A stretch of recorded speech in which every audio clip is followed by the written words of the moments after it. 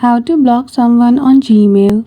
Hello everyone, welcome back to our channel, and today we are back again with a new video. So without any delay, let's get into it. For that, firstly open Gmail application on any one of your web browser.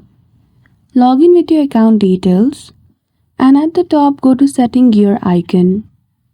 Then after click on the option of see all setting. Then this setting tab will appear on your screen. From that, you simply need to choose the option of filters and block addresses.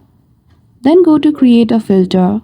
Now here in the from section, simply add the Gmail account which you want to block.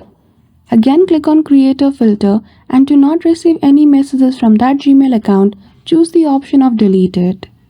You can also create other filters, and at the end, once you have chosen all the boxes, click on create filter. So that's it. I hope you found this video helpful. If you did, don't forget to give it a thumbs up and subscribe to our channel for such tutorial. Thank you for watching till the end.